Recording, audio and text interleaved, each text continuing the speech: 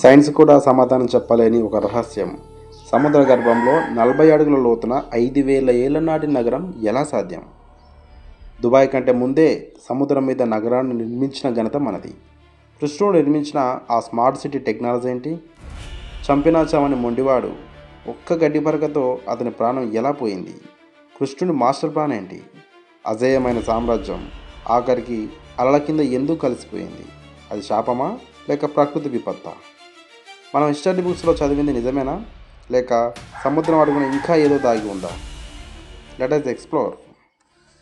Hello everyone, I'm Prashant, professionally a social study teacher. కానీ ఇక్కడ ఒక హిస్టరీ ఇన్వెస్టిగేటర్. మనం హిస్టరీ బుక్స్లో చదివిన పాఠాలు ఒక ఎత్తు అయితే, కాలగర్భంలో కలిసిపోయిన రియల్ మిస్టరీస్ మరో ఎత్తు. వేల ఏళ్ల నాటి నాగరికతలు, యాన్షియంట్ ఇంజనీరింగ్ వండర్స్ మరియు సైన్స్ కూడా అందని చారిత్రక సత్యాలను ఒక టీచర్ పర్స్పెక్టివ్లో సైంటిఫిక్ ఎవిడెన్స్తో మీ ముందుకు తీసుకురావడమే ఈ గ్లోబల్ నెక్సస్ ముఖ్య ఉద్దేశం. So welcome to Global Nexus, where issues meet insight.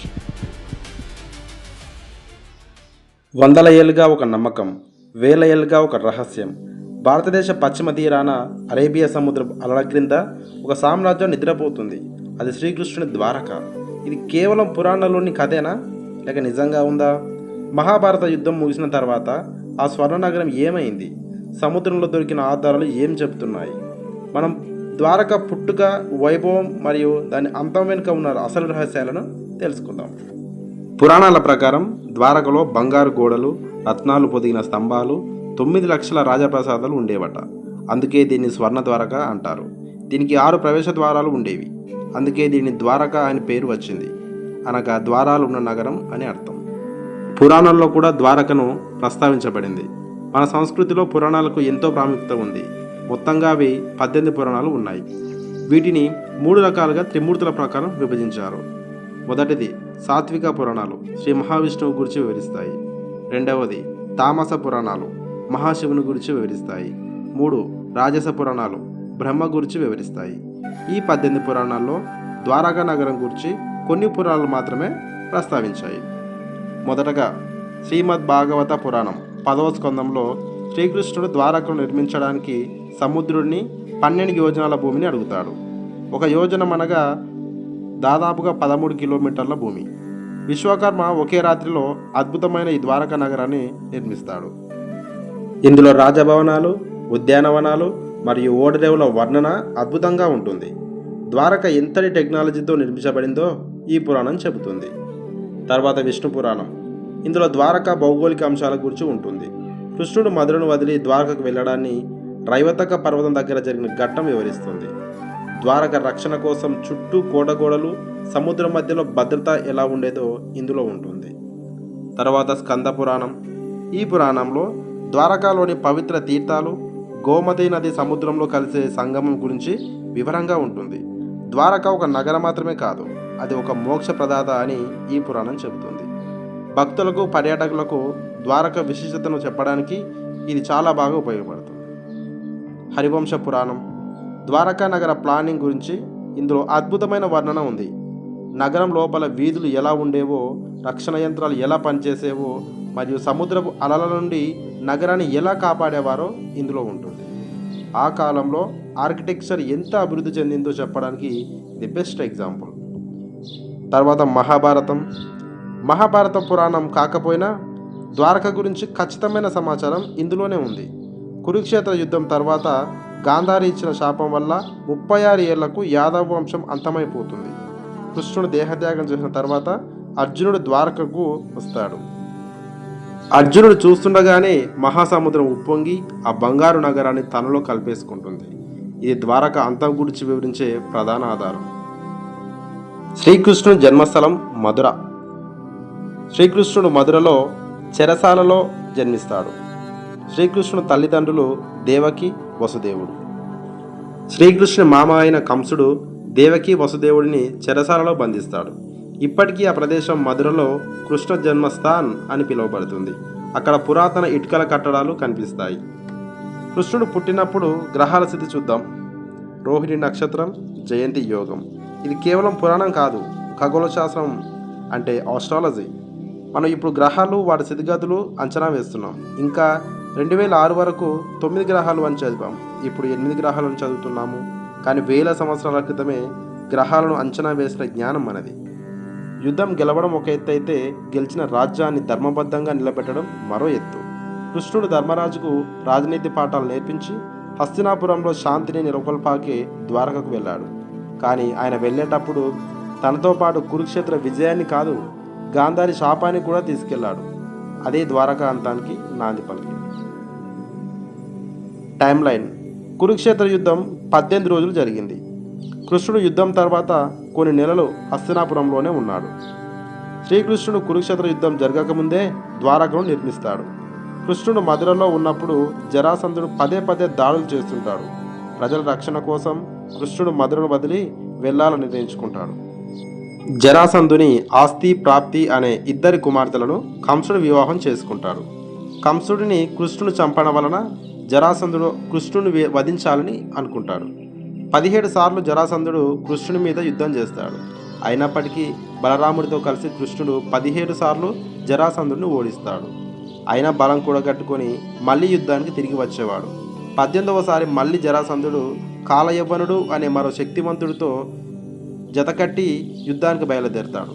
ప్రతిసారి యుద్ధంలో మధుర ప్రజలు నలిగిపోతున్నారని భావించి కృష్ణుడు రాజ్యాన్ని మధుర నుండి ద్వారకకు మార్చాలని నిర్ణయించుకుంటాడు. కానీ కురుక్షేత్ర యుద్ధానికి ముందు కృష్ణుడు మాస్టర్ ప్లాన్తో మల్ల యుద్ధంలో భీముడు జరాసంధుడిని వధిస్తాడు. ద్వారక సముద్ర గర్భంలో జరిగిన త్రవ్వకాలు, అక్కడ లభించిన ఆధారాలు పురాణాలలోని ద్వారకకు నేటి సైన్స్కి మధ్య ఒక బలమైన వారధిని నిర్మించాయి. సముద్ర గర్భంలో కోట గోడలు. నేషనల్ ఇన్స్టిట్యూట్ ఆఫ్ ఓషియోనోగ్రఫీ NIO శాస్త్రవేత్తలు జరిపిన త్రవ్వకాల్లో సముద్రం అడుగున భారీ రాతి కట్టడాలు లభించాయి. ఇవి కేవలం రాళ్ళు కావు, ఒక పద్ధతిలో అమర్చిన కోట గోడలు. డాక్టర్ SR రావు గుజరాత్ తీరంలో జరిపిన ద్వారకా సముద్ర గర్భ పరిశోధనలు భారతీయ పురావస్తు శాస్త్రంలో ఒక మైలురాయి. ఆయన పరిశోధనల ముఖ్య ఉద్దేశం మహాభారతంలో వర్ణించిన శ్రీకృష్ణుని ద్వారకా ఉనికిని శాస్త్రీయంగా నిరూపించడం. డాక్టర్ రావు ప్రధానంగా 2 చోట్ల తవ్వకాలు జరిపారు. బెట్ ద్వారక.